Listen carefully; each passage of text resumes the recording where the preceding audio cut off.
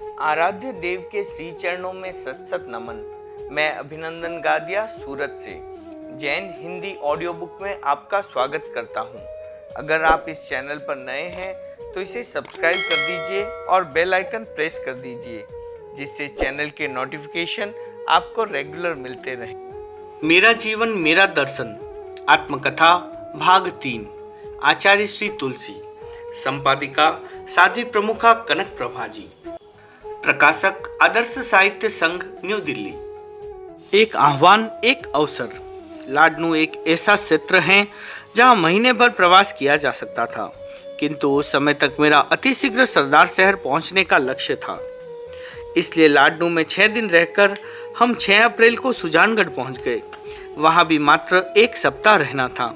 साप्ताहिक कार्यक्रम पहले से ही निर्धारित हो चुके थे। कुछ कार्यक्रम हमारे आवास स्थल पर हुए और कुछ सार्वजनिक स्थानों में।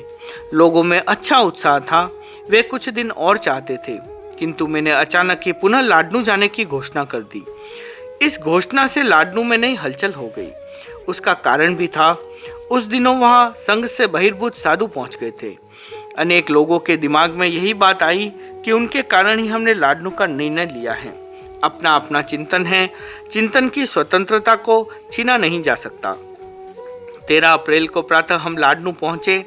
हमारा प्रथम प्रवचन हाथीमल जी बेंगानी के नौहरे में था। प्रवचन में मैंने कहा, 1 सप्ताह बाद ही मेरा यहाँ आना चर्चा का विषय बना हुआ है। मेरे आने का मुख्य प्रयोजन साध्वी चंपा जी का अनशन है।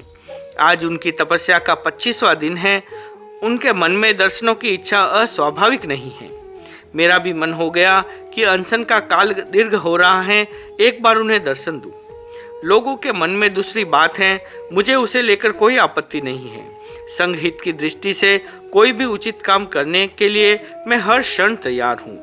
यहाँ तक कि मैं बहिर्भूत साधुओं को भी पुनः चिंतन के लिए आह्वान करता हूँ। मैंने अपनी ओर से किसी साधु को अलग नहीं किया। जितने साधु अलग हुए स्वयं हुए। मेरी दृष्टि में यह ठीक नहीं हुआ। मुनि रंगलाल जी और मुनि नथमल जी ने शासन की बहुत सेवा की है। वे एक बार फिर सोचे, मैं उन्हें एक मौका देना चाहता हूँ। वे इसका उपयोग करें तो अच्छे परिणाम की संभावना हो सकती है। मोहनलाल जी कटोतिया ने उन साधुओं तक मेरा संकेत पहुँचा दिया। प्रवचन की संपन्नता के बाद हम साधुओं के स्थान पर गए। साध्वी चंपा जी को दर्शन दिए। उनकी दृढ़ता उल्लेखनीय थी। उनके आनंद की कोई सीमा नहीं थी। उसी दिन मध्याह्न में मैंने मुनि धनराज जी और मुनि नथमल जी टमकोर को बुलाया। मैं बोला, मुनि धनराज जी, आपने मुझे अनेक बार संघ से अलग हुए साधुओं को आह्वान करने के लिए कहा। आज मैंने प्रवचन में सार्वजनिक रूप में उन्हें आह्वान कर दिया। अब आप इस संदर्भ में उनसे मिले, बात करें और उन्हें समझाएं। वे मेरे साथ बात करना चाहे तो मैं तैयार हूँ। मैं अपने विचारों की खिड़कियों को खुला रखता हूँ।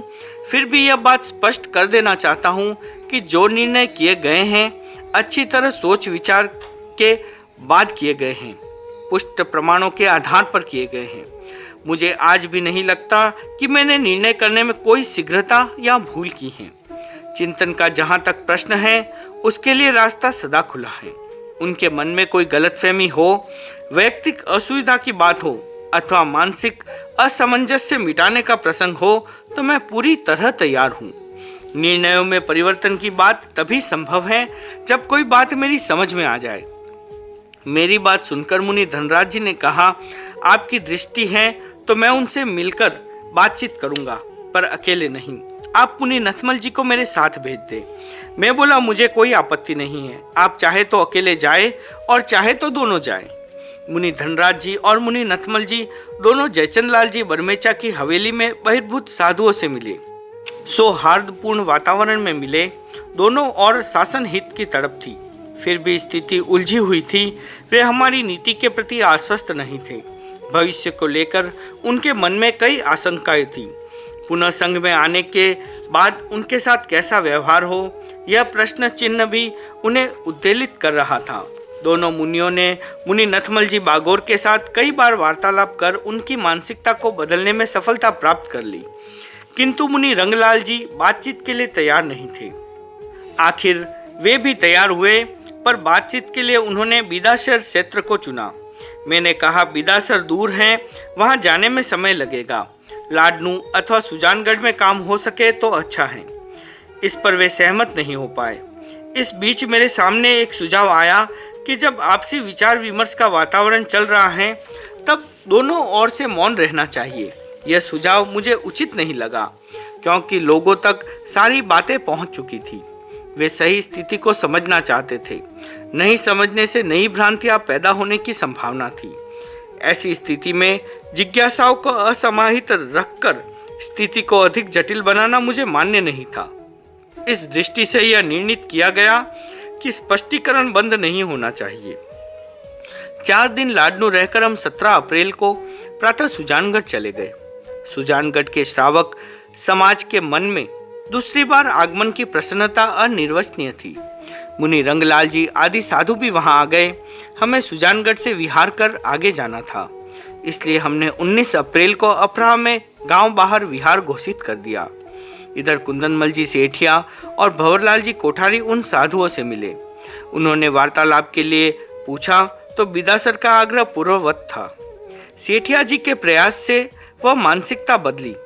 वे सुजानगढ़ में बात करने के लिए सहमत हो गए। उनकी सहमति के बाद वे हमारे पास आकर विहार स्थगित करने का आग्रह करने लगे। आखिर चिंतन पूर्वक विहार स्थगित कर दिया। 20 अप्रैल 1956 तद अनुसार चैत्र शुक्ला नवमी का दिन, मध्याह्न का समय, हजारीमल जी रामपुरा की हवेली की नाल। 12 मुनियों में से मुनि नथमल जी आदि 9 साधु वहां आए। मुनि रंगलाल जी, मुनि सोहनलाल जी और मुनि मोहनलाल जी नहीं आए। हमने साधु साध्वियों को सामूहिक रूप से कोई सूचना नहीं दी, फिर भी काफी साधु साध्वियों की उपस्थिति हो गई। मुनि नथमल जी एकांत में बात करना चाहते थे। उनका अभिप्राय जानकर मैंने प्राय साधु साध्वियों को वहां से विदा कर दिया, किंतु वे अपने साथी संतों को मना नहीं कर पाए। गृहस्थ कोई नहीं था, फिर भी एकांत नहीं हो सका। सबसे पहले मुनि छत्रमल जी ने बात करनी शुरू की। मैंने कहा पहले मुनि नथमल जी को मौका दिया जाए। वे बोले मैं क्या कहूँ, आपने हमारे लिए सब रास्ते बंद कर दिए। मैंने कहा हमने रास्ते बंद नहीं किए, आपने देखना बंद कर दिया। ऐसे कौन से बोल थे जिन्होंने आपको अलग होने के लिए बाध्य किया? मुनि नथमल जी बोले योगों का बोल है। मैंने कहा यह कौन सा नया बोल है, क्या यह बोल मेरा है? कुछ औपचारिकता के बाद ऐसे 2-4 सैद्धांतिक बोलों पर चर्चा हुई। लगभग 3 घंटे की उपनिषद में वातावरण काफी मधुर रहा। बाहर सैकड़ों लोग प्रतीक्षा कर रहे थे। वे प्रथम बैठक का निष्कर्ष जानने के लिए उत्सुक थे। निष्कर्ष कोई निकला नहीं था। मैंने लोगों को बताया हमारी बात बहुत अच्छे रूप में हुई, अभी उसका प्रारंभ ही हुआ है, वह आगे चालू रह सकती है। उसी दिन लगभग 5:15 बजे मुनि हजारीमल जी और मुनि नगराज जी 2 साधु आकर बोले मुनि रंगलाल जी ने कहलवाया है कि आपके यहाँ प्रवास में असुविधा न हो तो कल भी बात को चालू रखें। 21 अप्रैल को प्रातःकाल पंचमी समिति से लौटने के बाद मुनि नथमल जी आदि 9 साधु आए। करीब 2.5 घंटे बातचीत हुई। उस दिन मध्यकालीन चर्चा में 5 साधुओं की भागीदारी रही। 22 अप्रैल को मध्याह्न में फिर वार्तालाप चला। उसमें लगभग 1 घंटा मुनि नथमल जी से ही बात हुई। उनकी भावना यह थी, पहले तो हमारी कुछ व्यक्तिगत बातें थी, इन दिनों सैद्धांतिक बोलों को लेकर वातावरण बन गया। केसरीमल जी सुराना राणावास ने हमारे साथ न्याय नहीं किया। निंदा वे स्वयं करते थे, उसमें हमारे नाम का उपयोग करते थे। हमारा भिलवाड़ा में कुछ भी करने का इरादा नहीं था। हमारी धर्मसंघ से अलग होने की इच्छा भी नहीं थी। आपके पास हमारे बारे में जो भी शिकायतें आई उनके बारे में आप हमसे पूछताछ कर लेते तो कोई रास्ता निकल जाता। आपने हमारा अविश्वास क्यों किया? हमारी आपस में कोई गुटबंदी नहीं थी, किंतु आपने लिखत करके हमारा रास्ता ही बंद कर दिया। मैंने मुनि नथमल जी की पूरी बात शांति से सुनकर कहा, मेरे मन में आपके प्रति कोई दुर्भावना नहीं थी। संघीय दृष्टि से कोई कार्रवाई आवश्यक होती है तो करनी पड़ती है, फिर भी मैंने आपका संघ से संबंध विच्छेद नहीं किया। मैं जानना चाहता हूँ कि आप अलग क्यों हुए? इस पर वे बोले, आपके भाषणों से ऐसा प्रतीत हुआ कि आप हमें परास्त करना चाहते हैं। आज आपकी इतनी निकटता पाकर भी हमारे मन भविष्य के लिए संदिग्ध हैं। स्वामी जी के समय में चंद्रभान जी और त्रिलोकचंद जी को अलग होने के बाद एक बार संघ में लेकर पुनः कैसे अलग किया गया, यह बात आपसे अज्ञात नहीं है। हम संघ में आने की बात सोचे, पर उसके बाद की परिस्थितियां स्पष्ट नहीं हैं। पता नहीं हमारे साथ कैसा व्यवहार हो। इस प्रकार की आशंकाएं हमारे चिंतन को अस्थिर बना रही हैं। मुनि नथमल जी दिल खोलकर बात कर रहे थे। यह मुझे बहुत अच्छा लगा। मन में कुछ और जबान में कुछ, यह स्थिति अच्छी नहीं होती। एक साधक के लिए वैसी स्थिति कभी काम में नहीं होती। उनकी स्पष्टता से प्रभावित होकर मैंने कहा, भविष्य के बारे में मैं वचनबद्ध तो नहीं हो सकता, पर इतना कह सकता हूँ कि गणहित से प्रतिकूल कोई काम नहीं होगा। सामने वाले व्यक्ति किसी प्रकार का प्रमाद न करे तो उनको कठिनाई में डालना मेरा काम नहीं है। व्यवहार में मैं बहुत अधिक कोमल या लचीला बन सकता हूँ, किंतु सैद्धांतिक निर्णयों पर आज भी अटल हूँ। किसी की खुशी या नाराजगी के कारण मैं उनमें परिवर्तन नहीं कर सकता। बात बात में मैंने उनसे यह भी पूछ लिया, हमने जो नया मोड़ लिया, बातचीत के लिए आपको आह्वान किया, उसका आपने क्या मूल्यांकन किया? इस पर वे बोले, ऐसे प्रसंग का मूल्यांकन कैसे नहीं होगा, यह एक अभूतपूर्व घटना है। इससे हम नज़दीक आए हैं, बात करने का संकोच दूर हुआ है। मैंने विनोद के लहजे में कहा, तेरापन के आचार्य संघ से बहिर्भूत साधुओं के साथ इस रूप में बात करे, संभवतः यह पहला मौका है। 23 अप्रैल को प्रातः हम पंचमी समिति के लिए गांव बाहर गए। जीवनमल सुराणा चूरू ने सूचना दी कि मुनि रंगलाल जी आ रहे हैं। खुले आकाश में नीम के नीचे हम बैठे थे। मुनि रंगलाल जी वहां आए। कहीं भी बैठने से पहले वे प्राय दिशा की ओर ध्यान देते थे। उस दिन ऐसे ही बैठ गए। मैंने उनसे कहा, क्या बात है, आजकल आमने सामने होने में भी संकोच हो रहा है? वे बोले, सावध्य प्रवृत्तियां बंद नहीं होती, तब क्या किया जाए? मैंने पूछा, कौन सी प्रवृत्तियां सावध्य हैं? उनका उत्तर था, धारणा प्रणाली आदि प्रत्यक्ष सावध्य हैं। मुनि धनराज जी वहां उपस्थित थे। उन्होंने मुनि रंगलाल जी की ओर उन्मुख होकर कहा, आप सर्वज्ञ तो हैं नहीं, आपने जो निर्णय किया वह सही है, इसका प्रमाण क्या? आपको उनके बारे में बातचीत करनी चाहिए। मैंने अपना मंतव्य स्पष्ट करते हुए कहा, मेरा कहीं कोई आग्रह नहीं है। जैसे आपको कुछ प्रवृत्तियां सावध्य लग रही हैं, वैसे मुझे प्रतीत हो जाए तो मैं उन्हें अभी छोड़ दूं, किंतु जब तक वे सावध्य नहीं लगती, उन्हें कैसे छोड़ूं? इस वार्तालाप का कोई समाधायक परिणाम नहीं निकला। फिर भी पारस्परिक वातावरण अच्छा रहा। शासन हित की दृष्टि से किए गए प्रयास का मूल्य भी आंका गया, किंतु अवसर का जितना लाभ उठाना चाहिए था उतना नहीं उठाया गया। वह अध्याय एक बार वहीं संपन्न हो गया। हमारे सुजानगढ़ प्रवास में मुनि नेमीचंद जी नाल ने चौविहार तपस्या शुरू की। 14 दिन का चौविहार तप सानंद चला। 15वें दिन 21 अप्रैल को उनका स्वर्गवास हो गया। उधर राजल देसर में मुनि बछराज जी मोखुंडा ने 21 अप्रैल को 44 दिन की तपस्या में अनशन स्वीकार किया। हमने 25 अप्रैल को सुजानगढ़ से विहार किया। तपस्वी मुनि को अनशन में दर्शन देने के उद्देश्य से हम वहां से राजल देसर की ओर चले। छापर, रणदीसर और धात्री होते हुए हम 27 अप्रैल को वहां पहुंचे। चंदनमल जी की हवेली में मुनि जी का अनशन चल रहा था। हम सीधे वहीं गए। तपस्वी मुनि का शरीर अत्यंत कृश हो गया था, पर उनका मनोबल मजबूत था। उन्होंने उठकर वंदना की। मैंने उस अवसर पर एक दोहा कहा, अद्भुत तप अनशन अटल, किन्हो भारी काज, वयो वृद्ध शासन सुखद, वाह वाह मुनि बछराज। 29 अप्रैल को प्रातःकाल मुनि बछराज जी ने पार्थिव शरीर त्याग दिया। उस दिन उनके संथारे का 52वां दिन था। संयोग से उस दिन वहां 52 साधु थे और तपस्वी मुनि की दीक्षा प्राय भी 52 वर्षों की थी। उन 3 दिनों में मैंने उनको 2-2, 3-3 बार दर्शन दिए। आधा घंटा उनके पास बैठकर उपासना करवाई। 29 अप्रैल को प्रातः उन्होंने संतों से कहा, आज पारना है। संत बोले, कल 16 संतों के उपवास थे, आज वे पारना करेंगे ही। इस पर तपस्वी मुनि बोले, आज मेरा पारना है। संतों ने समय पूछा तो उन्होंने कहा 1 घंटे बाद। लगभग 1 घंटे बाद पंचवी समिति से लौटते समय हम उनको दर्शन देने गए। उन्होंने पूरी जागरूकता के साथ नमस्कार महामंत्र और मंगल पाठ सुना। अचानक उन्होंने 3 उंगलियां ऊपर की। निकट बैठे संतों ने 3 दिन और 3 घंटे निकालने की बात पूछी। 3 दिनों के प्रश्न पर उन्होंने निषेध कर दिया। 3 घंटे के सवाल पर वे मौन रहे। 3 घंटे कब आए? तपस्वी मुनि ने मेरे देखते देखते 3 लंबे श्वास लिए और अपनी जीवन यात्रा संपन्न कर ली।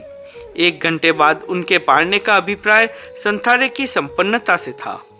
30 अप्रैल को उनकी स्मृति सभा में मैंने कुछ दोहे और एक गीत सुनाया। बड़ा प्रभावी संथारा था। राजल देसर में हम 7 दिन रहे। वहाँ मुनि घासीराम जी पहुँच गए। उन्होंने घटना चक्र की जानकारी दी और लिखत में हस्ताक्षर करने की भावना व्यक्त की। लिखत के पन्ने उस समय वहाँ नहीं थे। धन मुनि वहाँ तक हमारे साथ थे। वहाँ से उनको श्री डूंगरगढ़ जाने का निर्देश दिया। उन्होंने साथ रखने की प्रार्थना की। मैंने कहा, आपने बहुत प्रयास कर लिया, अब कुछ भी करने में सार नहीं लगता। उन्होंने श्री डूंगरगढ़ की ओर प्रस्थान किया। राजल देसर का साप्ताहिक प्रवास पूरा कर हमने 4 मई को प्रातः वहाँ से विहार किया। उस दिन जोगणिया और जेतासर 2 गांवों का स्पर्श किया। 5 मई को हम बिदासर पहुंच गए। बिदासर श्रद्धा का अच्छा क्षेत्र है। वहाँ के श्रावक नेमीचंद जी दुग्गड़ और कुछ लोग आए। वे बोले, आचार्य श्री, बिदासर के बारे में क्या सुना है? आपके मन में हमारे प्रति कोई संदेह तो नहीं है? मैंने कहा, सुना तो बहुत है। उन लोगों की प्रश्नातीत आंखों को समाहित करते हुए मैंने आगे बोला, सुना है कि आप लोगों के मन में भ्रांतियां बहुत हैं। कुछ लोगों ने वंदना व्यवहार बंद कर दिया और कुछ लोग बहिर्भूत साधुओं का साथ देना चाहते हैं। इस पर नेमीचंद जी बोले, आचार्य श्री, आपने बिदासर को पहचाना ही नहीं। बिदासर सदा बिदासर ही है। आप उसकी क्या परख करेंगे? रंगलाल जी आदि साधु संग छोड़कर चले गए, इसका हम पर क्या असर होना है? रंगलाल जी हो चाहे मगन जी, जो संग से गए वे हमसे भी गए। हमारी आस्था संग और संगपति में है। हम किसी के पीछे बंधने वाले नहीं हैं। जो लोग हमारे बारे में बढ़ा चढ़ाकर बातें करते हैं उन पर आप ध्यान न दें। हमारा अपना सिद्धांत है। हम कहा करते हैं कि लीद भी खाएंगे तो हाथी की खाएंगे, गधे की नहीं। अपनी संगनिष्ठा की पुष्टि में उन्होंने एक घटना का उल्लेख करते हुए कहा, कुछ समय पहले यहाँ संघ से अलग हुए बिदासर के साधु चंपालाल जी चांचिया आए थे। उन्होंने खुले आम धर्म संघ की निंदा की। बिदासर के श्रावकों ने उनको कोई सम्मान नहीं दिया। उनके प्रति जो थोड़ी बहुत भावना थी वह भी समाप्त हो गई। कुछ लोग व्यक्तिगत रूप से उनके सहयोगी बने।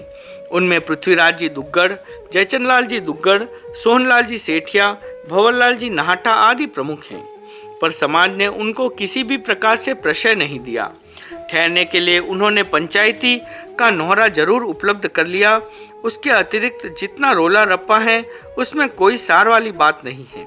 श्रावकों की भावना समझने के बाद मुझे क्षेत्र दृष्टि से पूरा संतोष हुआ। बिदासर में हम 10 दिन रहे। अच्छे कार्यक्रम हुए। वहाँ के श्रावक समाज ने चातुर्मास की प्रार्थना की। उनकी प्रार्थना में एक दलील यह थी कि बिदासर के इतिहास में आचार्यों के चातुर्मास होने में 8 वर्षों से अधिक अंतराल नहीं रहा। हमारे चातुर्मास को पूरे 16 वर्ष हो चुके हैं। लोगों के उत्साह को देखते हुए वहाँ मासकल्प करने की अपेक्षा थी, किंतु उस समय संघीय दृष्टि से सरदार शहर जल्दी पहुँचना था। इसलिए हमने जून के प्रथम सप्ताह में वहाँ पहुँचने की घोषणा कर दी। 15 मई को हम चाड़वास गए। वहाँ बिदासर से 400 व्यक्ति आए। उनका उत्साह मूर्तिमान हो गया। चाड़वास में 4 दिन प्रवास कर 19 मई को हम छापर गए। वहाँ कुछ लोग चांचिया भक्त थे। उनमें प्रमुख थे लालचंद जी कोठारी। वे कुछ लोगों के साथ उनका व्याख्यान सुनने जाते थे, किंतु उन परिवारों की महिलाएं वहाँ कभी नहीं गई। चांचिया जी ने भाइयों को प्रेरणा दी कि वे व्याख्यान में बहनों को भी साथ लेकर आए तो व्याख्यान का रंग खिले। मुनि जी से प्रेरित होकर लालचंद जी ने अपनी पत्नी जमकू देवी पर व्याख्यान में जाने के लिए दबाव डाला। जमकू देवी दृढ़ धर्मिणी महिला थी। उसने पूरी बात सुनकर कहा, मैं चांचिया जी के व्याख्यान में जाऊंगी। यह आशा आप छोड़ ही दे। आपके महाराज को परिषद में महिलाओं की उपस्थिति आवश्यक लगे तो घर में घाघरे ओढ़ने बहुत हैं। आप उन्हें पहनकर जाओ और महाराज की इच्छा पूरी करो। लालचंद जी ने कभी सोचा ही नहीं था कि उनकी पत्नी उन्हें इतना करारा जवाब दे सकती हैं। उन दिनों डालमचंद जी भंसाली ने वहां एक बुद्धिवादी संघ की स्थापना की।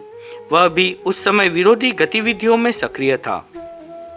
उससे संबंध युवकों ने कुछ प्रश्न भी उठाए। चाचा जी ने भी आग में पुला डालने का काम किया, किंतु उन्हें भी सफलता नहीं मिली। बिदासर, छापर आदि क्षेत्रों में स्थिति को संभालने के लिए हमने मुनि नथमल जी को वहां रखा। उन्होंने वहां बहुत काम किया। उनके प्रवचनों ने लोगों को विशेष रूप से प्रभावित किया। छापर में 6 दिन रहकर हम 26 मई को पड़िहारा गए। वहाँ की स्थिति काफ़ी अच्छी थी। बुजुर्ग ही नहीं, युवक भी संघीय दृष्टि से आध्यात्मिक जागरूक थे।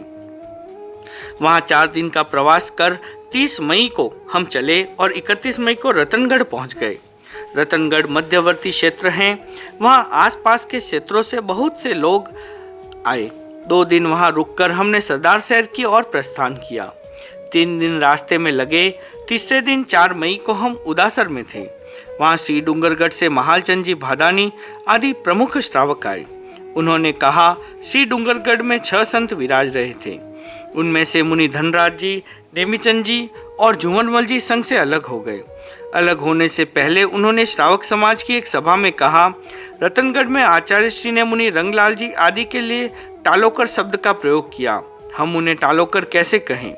आजकल शासन में नई नई बातें चल रही हैं। उनके बारे में मेरे भी कुछ प्रश्न हैं, उनका कोई समाधान नहीं है। श्रावकों से श्री डूंगरगढ़ की पूरी जानकारी प्राप्त कर मैंने कहा, अभी कुछ दिन पहले लाडनू सुजानगढ़ में मुनि धनराज जी ने मुनि रंगलाल जी आदि के साथ उनकी दृष्टि से आलोच्य विषयों पर बातचीत की थी। उन्हें समझाने का प्रयास किया था। हमारे पास से विहार करने के बाद कौन सी नई स्थिति पैदा हो गई। संघ से बहिर्भूत साधुओं के लिए टालोकर शब्द का प्रयोग करने से उनका अलग होना समझ में आने जैसी बात नहीं है। स्वामी जी से लेकर आज तक जो भी टोले संघ से अलग हुआ है वह टालोकर कहलाया है। उसमें नई बात क्या हुई? यह हमारा पारिभाषिक शब्द है। इसमें दुर्भावना की कोई गंध नहीं है। गंगापुर में उन्होंने कितनी श्रद्धा दिखाई थी। लिखत को पढ़े बिना हस्ताक्षर कर देना उसका प्रमाण है। मुझे नहीं लगता कि वे आलोच्य बोलों के कारण अलग हुए हैं।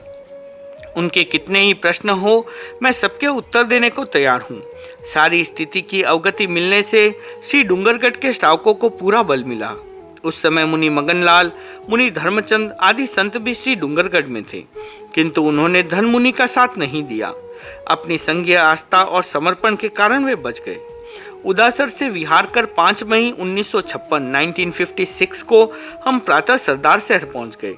भीलवाड़ा में हमने सरदार शहर का लक्ष्य निर्धारित किया था। वहां पहुंचकर हमें संतोष का अनुभव हुआ।